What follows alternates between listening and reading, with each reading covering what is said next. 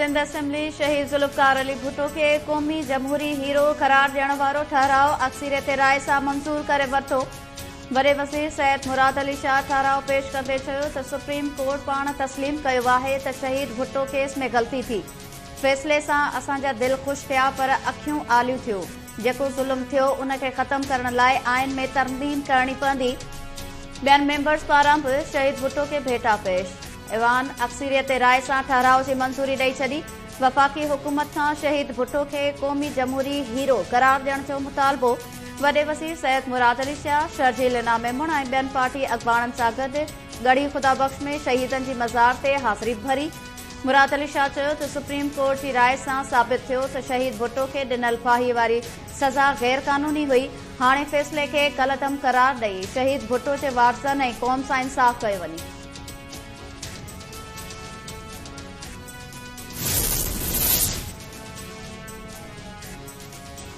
Supreme judicial council justice Mazhar Naqvi के misconduct जो ज़िम्मेवार करार ॾींदे बरतरफ़ करण जी सिफ़ारिश करे छॾी। काउंसिल पंहिंजी राय मंज़ूरी लाइ सदर ॾांहुं माणे छॾी। जारी कल पधिराई में चयो वियो आहे त सुप्रीम जुडिशियल काउंसिल पंहिंजे रूल 5 में तरमीम कई आहे। रूल 5 जजिस खे शोहरत खां मथां थियण जो पाबंद बणाईंदो आहे। तरमीम बाद इल्ज़ाम हेठायल जज खे वज़ाहत जो मौक़ो फ़राहम कयो वेंदो। शिकायत दाख़िल थियण ते बलूचिस्तान हाई कोर्ट जे हिक जज खे पिणु नोटिस उमाणियो वियो आहे। पेशावर हाई कोर्ट सुन्नी इतिहाद जी दरख़्वास्त ते मख़सूस सीटुनि ते कामयाब करार ॾिनल। पार्लियामेंटेरियंस जी हलबरदारी रोकण वारे हुकुम में 13 मार्च ताईं वाध करे छॾी। मख़सूस सीटुनि बाबति सुन्नी इतिहाद जी दरख़्वास्त ते पेशावर हाई कोर्ट में ॿुधणी थी। अटॉर्नी जनरल सुप्रीम कोर्ट में मसरूफ़ हुअण सबबि पेश न थियो। अदालत हुकुम ॾिनो त क़ौमी असेंबली जो स्पीकर 13 मार्च ताईं मख़सूस सीटुनि ते कामयाब करार ॾिनल मेंबर्स खे हल्फ़ न खणाए। दरख़्वास्त ते ॿुधणी 13 मार्च ताईं मुलतवी।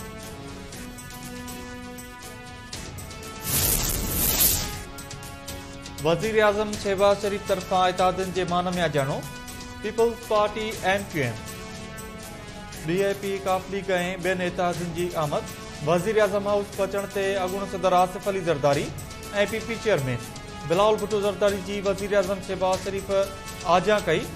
आजाणे में यूसुफ रज़ा गिलानी, खुर्शीद शाह, सादिक सजरानी, खालिद मक्सी, राजा परवेज़ अशरफ, नवीद कमर, शाज़िया मरी, मंजूर काकड़, खालिद मकबूल सिद्दीकी जी भी शिरकत।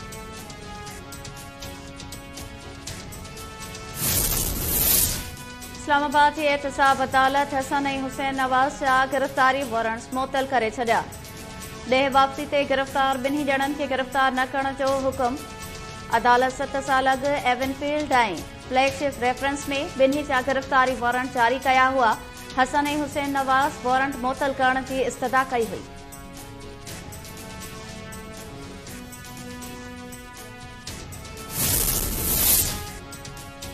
वॾे वज़ीर पारां 22 अरब 50 करोड़ रुपयनि जे रमज़ान रिलीफ पैकेज जो ऐलान। 45 लख ख़ानदाननि खे रिलीफ ॾिनो वेंदो। सूबे में 34,000 ताईं माहवार कमाईंदड़ ख़ानदान खे रोक 5,000 रुपया ॾियण जो बि ऐलान। वॾे वज़ीर जी सदारत हेठि रमज़ान रिलीफ पैकेज बाबति इजलास। बिजली घुराईंदड़ कंपनियुनि खे इफ़्तार ऐं सहरी वक़्त बिजली जी फ़राहमी यक़ीनी बणाइण जी हिदायत। मुराद अली शाह सूबे जे समूरनि कमिश्नर्स खे शयूं ज़ख़ीरो कंदड़नि ख़िलाफ़ अॼु ई कार्रवाई शुरू करण जी हिदायत।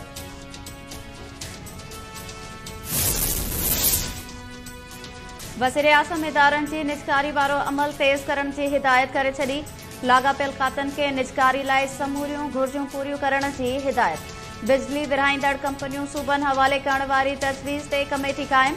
निजकारी बाबति इजलास जी सदारत कंदे शहबाज शरीफ चयो त सरकारी इदारनि जी निजकारी सां मईशत जी बहाली ऐं अवाम खे रिलीफ ॾियण वारो कमु तेज़ थी सघंदो। निजकारी बाबति तजवीज़ुनि खे जल्द हतमी शक्ल ॾिनी वञे।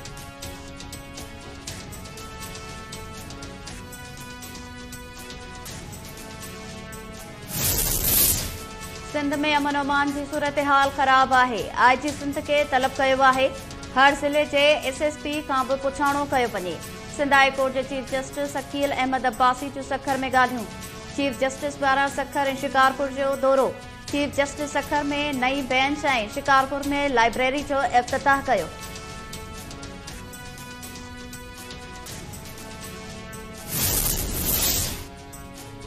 सिंध असेंबली के इजलास दौरान शहीद जान मोहम्मद महर जा कातिल गिरफ्तार न थियण खिलाफ सहाफ़ियुनि जो प्रेस गैलरी में एहतजाज, नारेबाज़ी। पीपी अॻवान शर्जील इनाम मेमण, नासिर हुसैन शाह ऐं ज़ियाउल हसन लंजार सहाफ़ियुनि सां ॻाल्हियूं करे कातिल गिरफ्तार कराइण जी ख़ातिरी कराई। शर्जील इनाम मेमण शहीद जान मोहम्मद महर ज्वाइंट एक्शन कमेटी खे ख़ातिरी कराईंदे चयो त हू शहीद जान मोहम्मद महर जे कातिलनि खे केफ़र किरदार ताईं पहुचाईंदा। शहीद जे कुटुंब खे तहफ़्फ़ुज़ फ़राहम कयो वेंदो।